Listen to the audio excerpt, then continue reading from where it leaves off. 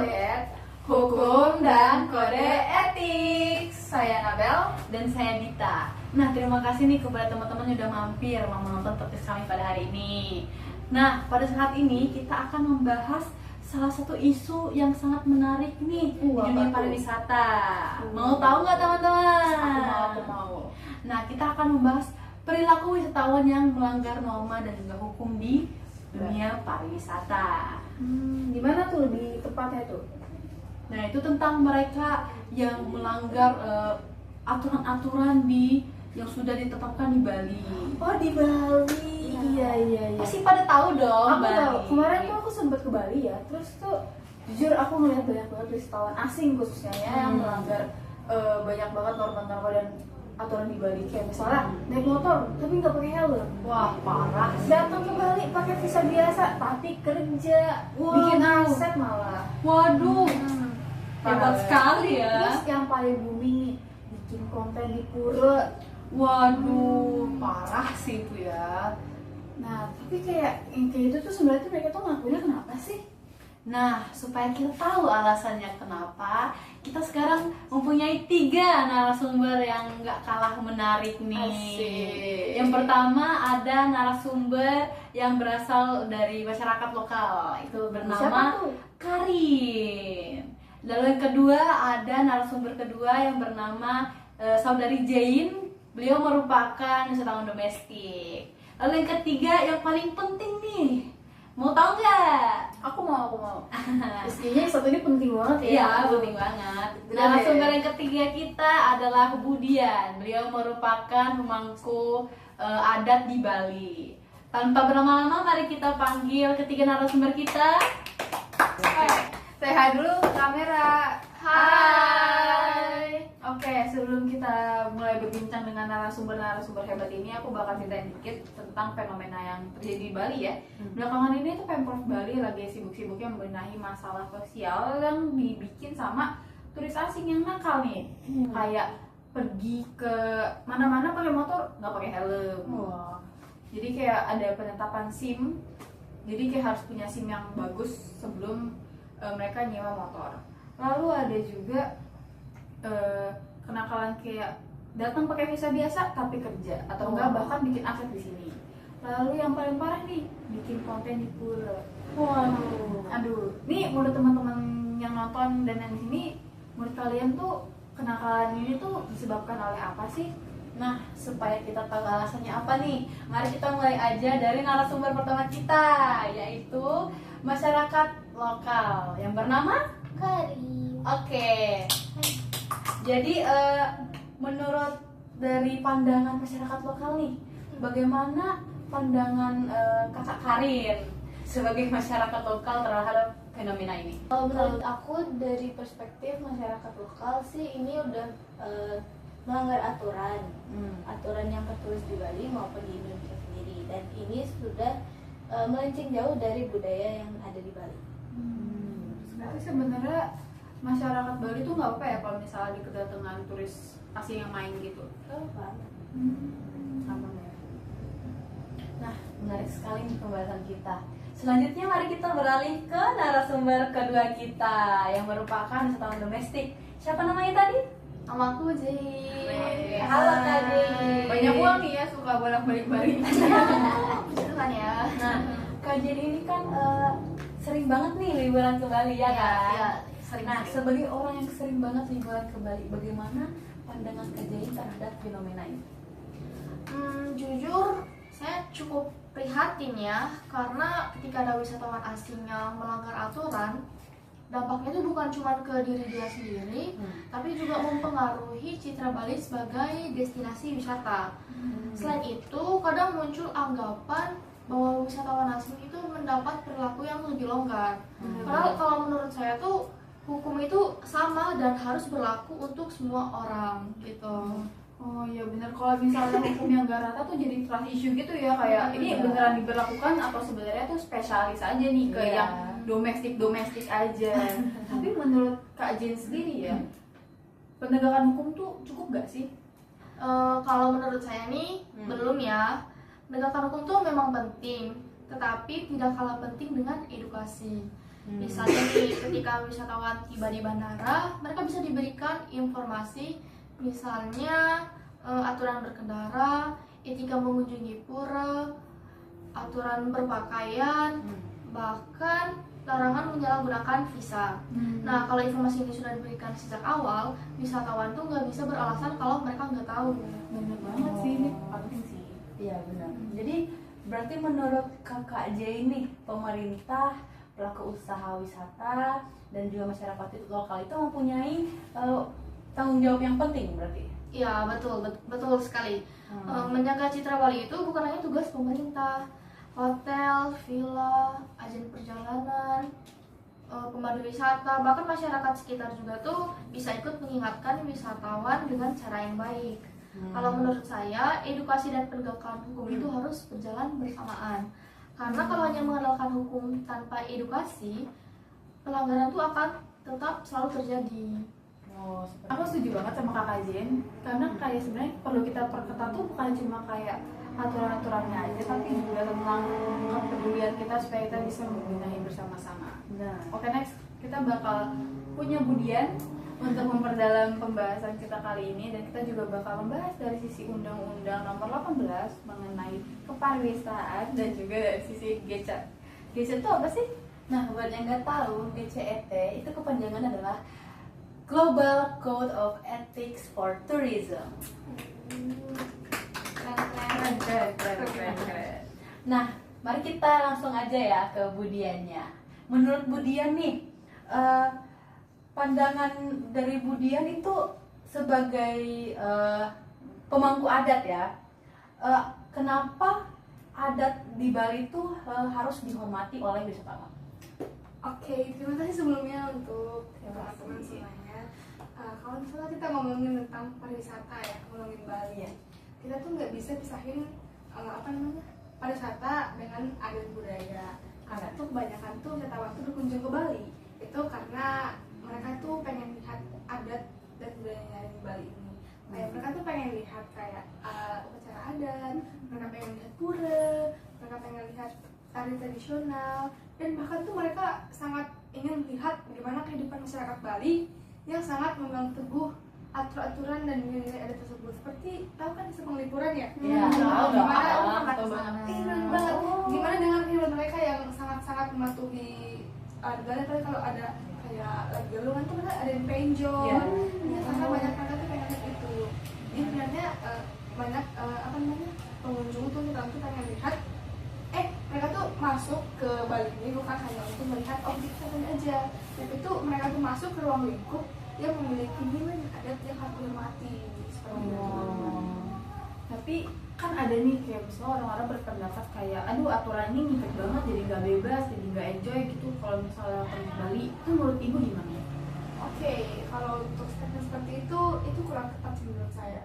Karena di Bali itu aturan adat itu dibuat bukan untuk membatasi gerak-geriknya wisatawan, tapi untuk menjaga hal-hal yang sakral yang dijaga oleh masyarakat seperti itu. Misalnya ketika kita ke pura nih, kalau ke pura tuh pasti wisatawan tuh bakal disuruh untuk menggunakan kain dan selendang, pakaian yang sopan, tidak berkata kasar, tidak menaiki bangunan yang suci, dan harus menghormati orang yang sedang beribadah seperti itu. Sama halnya kayak teman-teman semua, mungkin kalau kita berkunjung ke rumah teman kita atau ke rumah saudara kita pasti akan mengikuti aturan yang ada di situ, iya bukan? Ya, benar banget. Betul. Apalagi kalau kita ke tempat yang ibadah yang suci nih, kita pasti harus mengikuti aturan itu kan. Jadi menurut saya itu menghormati adat itu sama dengan halnya kita menghormati masyarakat lokal, karena mereka juga sebagai menghormati kita sebagai tamu di tempat mereka seperti itu. Lucu banget. Jadi menurut Budian nih, kan fenomena ini wisatawan pada melanggar aturan adat. Nah, apakah wisatawan ini tuh terdapat sanksi? Oke, kalau untuk sanksi ya, itu nggak semua sih, nggak semua itu dalam artian bukan berarti kita tidak membeda-bedakan ya, bukan. Tapi kalau misalnya ada wisatawan yang baru datang itu nggak langsung kasih sanksi, kita tanya dulu nih, apakah dia baru tahu dan apakah maksudnya tidak tahu. Kalau misalnya yang baru pertama kali itu, kita pasti bakal memberikan edukasi, kita kasih penjelasan, atau kita kasih sedikit sanksi seperti itu. Dan tapi kalau untuk wisatawan yang nakal yang sudah melakukan ini berulang-ulang, sengaja atau bahkan sudah menyalahi hukuman aturan negara, itu pasti kita akan proses sesuai dengan aturan yang ada. Tapi yang pertama itu kita pendekatannya melalui edukasi dulu. Untuk untuk peraturan itu pasti kita jelaskan seperti itu. Baik. Jelas sekali ya. Gitu, kalau misalnya kita kaitin nih dengan narasumber itu kayak berkaitan banget nggak sih sama materi kita di kuliahan? Bener banget. Nah jadi tuh kayak sebenarnya fenomena-fenomena ini tuh bukan kayak sebatas fenomena kenakalan individu.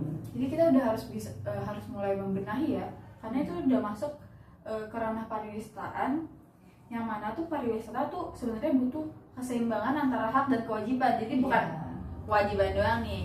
Apalagi kalau kata Undang-Undang Nomor 18 tentang pariwisata, pengembangan pariwisata itu disarankan tuh supaya menjaga kebudayaan. Jadi nggak berfokus kepada ekonomi juga, tapi harus memberikan manfaat kepada ekonomi daerah, kepada masyarakatnya, sambil juga menjaga ketertiban antara adat di situ dan juga hukum-hukum norma yang ada. Nah, benar sekali. Di dalam GCET yang tadi kita sebutkan adalah Global Code of Ethics for Tourism. Pada pasalnya yang pertama, pelaku pariwisata itu harus menghormati tradisi, adat istiadat, budaya, dan juga norma hukum pada masyarakat di destinasi wisata tersebut. Sementara pasalnya yang kedua menjelaskan bahwa kegiatan pariwisata itu harus menjadi sarana yang saling pengertian dan juga saling menghormati antar sesama. Setuju. Karena kadang orang tuh berpikir kalau mereka lagi liburan tuh mereka bisa melakukan hal apa saja.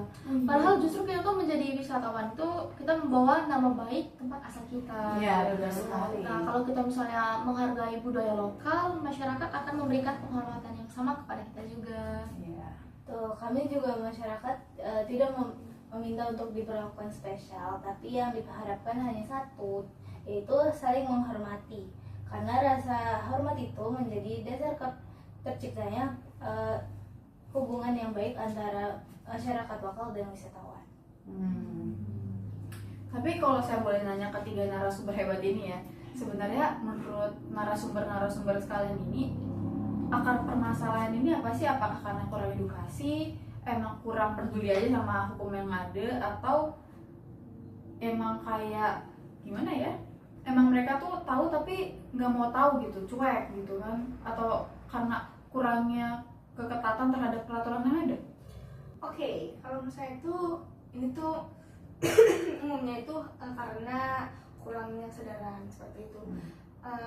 Kayak itu kalau misalnya kita semua ini pergi kemana-mana tuh kayak di sebuah tempat, sebuah negara, pasti kita akan cari tahu nih gimana norma yang ada, adat-adat yang berlaku. Seperti halnya Mbak Jin. Iya. Mbak Jin ini susah banget ke Bali ya. Iya. Oke, pasti Mbak Jin pas awal-awal ke Bali tuh Mbak Jin cari tahu kan gimana norma-norma yang ada, gimana norma lokal. Saya mau nanya nih, Mbak Jin waktu awal-awal ke Bali tuh apa yang Mbak Jin cari tahu tentang norma yang ada di Bali nih? Norma kesopanan sih, kan misalnya kalau kita kayak kemanapun kita harus menjaga tata bahasa kita, perilaku kita, bahkan pakaian kita juga tuh penting. Misalnya kan kalau ke pura kan kita tuh harus lebih sopan, kita harus menghargai kalau misalnya orang lagi beribadah gitu. Nah seperti itu maksud saya, kita harus tahu kan gimana kita harus berperilaku, berpakaian ke tempat suci, apalagi kita ke Bali dengan semua adat dan semua agama yang ada seperti itu. Jadi itu memang menurut saya kurang kesadaran sih. Edukasi itu penting sebenarnya dan kekerasan hukum itu penting. Tapi yang paling penting itu gimana caranya kita sadar akan norma-norma yang ada seperti itu. Kalau menurut saya sedikit berbeda pendapat. Menurut saya kesadaran itu memang penting, tetapi pemerintah dan pelaku usaha pariwisata juga harus memberikan informasi. Kalau misalnya kedua hal ini berjalan bersamaan, hasilnya akan lebih baik gitu. Tuh, kalau menurut saya sih keduanya itu saling melengkapi. Jadi wisatawan harus memiliki kesadaran, lalu pemerintah harus tegas dan masyarakat juga tetap harus ramah. Kalau salah satunya tidak berjalan, maka yang lain juga pasti akan terganggu.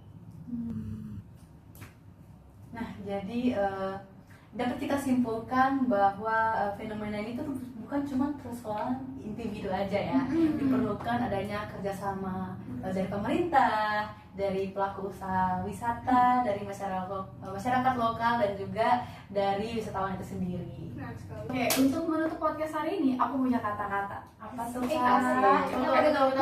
Dengerin. Sebagai wisatawan, kita mungkin cuma datang untuk singgah, tapi untuk tempat yang kita kunjungi itu mungkin adalah bagian dari kehidupan mereka, kayak adatnya, tempatnya, atau hukumnya.